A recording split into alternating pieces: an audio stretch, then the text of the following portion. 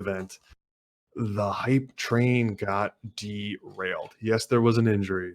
Big thing right there. There was an injury. But if you guys go back, not quite a few shows, but like within the last few months, Sugar Sean O'Malley was going to fight Eddie Wineland. The one time, the original WEC bantamweight champion, very shop worn, doesn't throw a lot of kicks or anything like that. Mike, the real Mike, made a fantastic point about the weakness that is Sugar Sean's knees, legs, you name it. And he said, watch out for that. And we had talked about betting Eddie with such huge dog odds because it was huge. I think it was like plus like 500, something ridiculous like that. And here we had a similar crazy odds. And me and Mike and some guys we talked about with the show, and we're in group DMs talking about it. And we were both talking about Vera, man. It was plus 245 at the time. We were talking about Vera. We were thinking about it. We ended up tabling it for the Dodson pick, which in hindsight doesn't look too well. But I'm going to throw it immediately to Mike on this one before I even break this fight down and what happened, because he called this. And he called this, I don't even know when that fight card was, like 3 months ago. I'll look it up while you talk just to show how close Mike was to calling this.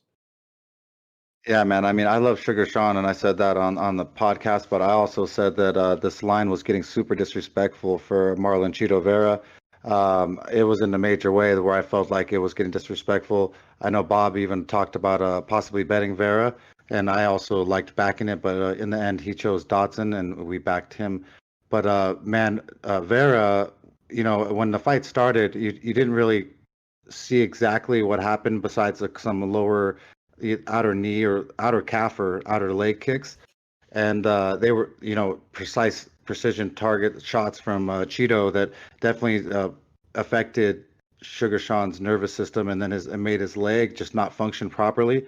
And it was quite amazing. I think I said it was the Eddie Wineland fight that I was possibly on fading Sugar Sean because I wasn't sure if that leg was going to hold up. I was, and it was one fight too early, and I wish that I was on this last one, but it is what it is, and it's just the facts that when people are prone to injuries, you really got to pay attention to those things because they reoccur, and they seem to reoccur very often. Well, and I just double checked on when that was. The Eddie Wineland fight happened just under 2.5 months ago.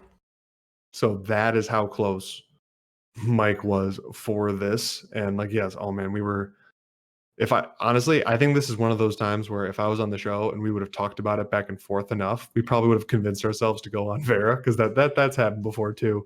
But yeah. I don't know. We don't want to, because obviously we didn't, so we don't want to go too much on that one. But I mean, Vera looked good. I mean, he was testing the legs and knees early, and given his game plan and working with Team Omiyama, I guarantee you they talked about targeting the knee, the leg, the ankle. Like, I mean, it seems like a weak spot, and he was really like setting that distance early.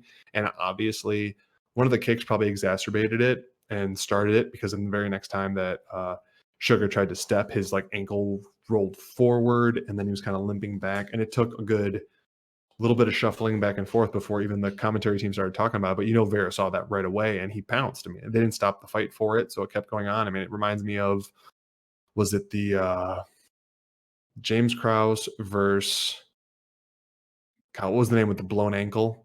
No, I'm spacing. I'll get it at some point. I'll bring it back in. It was at 155. He had a blown ankle, and he kept fighting with it, and he kept kicking at it and couldn't finish it right away, and he was just dropping down in between. It was Sukumatov. Andrei Sukumatov fought someone. Oh, that was Malik. That was Sugar Sean. I'm talking about the one. It was a UFC Fox event. I can't remember now. But my bad. No worries. But that was the one for Vera. I'll have to look at this. Bothering me that I can't remember. It's someone that's like just big enough in the UFC, but I'm spacing now. At this point, there's too many fighters, guys. There's too many fighters in the UFC, especially. And now if you start counting guys that have had fights in the UFC, now we're getting into the thousands. And my brain is only so big. I got one of the fighters, though. I know it was a James Krause fight with the broken ankle and the limping and all the craziness. But regardless, Vera took it to him, took him down, and the fight was not called for the ankle. The fight was called for the damage done after it.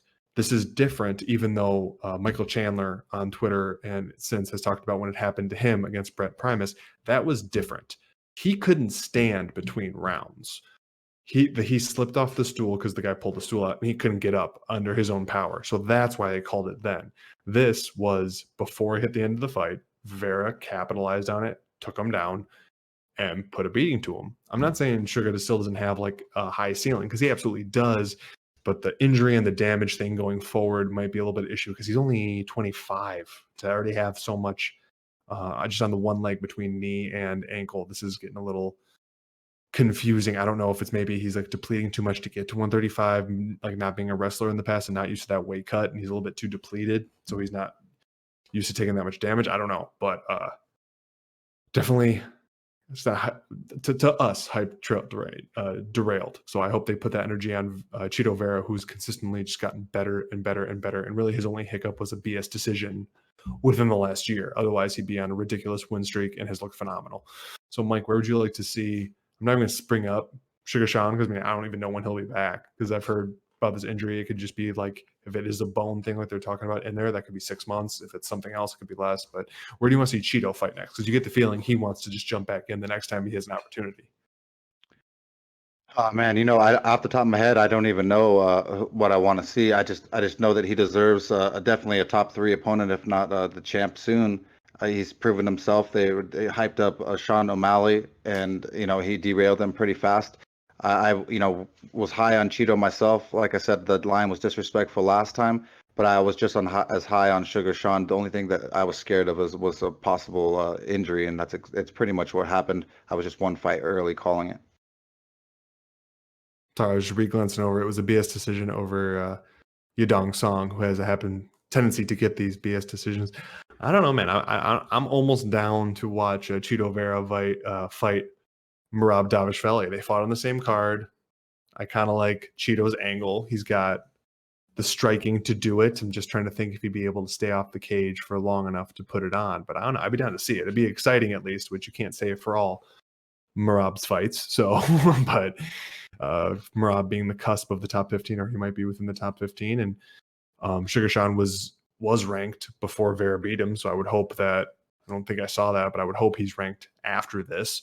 But I mean, regardless, we will move on. Don't want to completely crap on Sugar Sean because he does have talent there. And I don't know, man. I'm sorry. I can't get past the rainbow hair. I'm trying my best. I'm really trying my best to get past the rainbow cornrows and that whole jazz. This time was more disrespect. It was, the rainbow is weird, but this time was that the Ecuadorian flag, I believe was Cheeto's home country, was blue, red, and yellow. And so it was disrespect to Cheeto, and he got disrespected for it.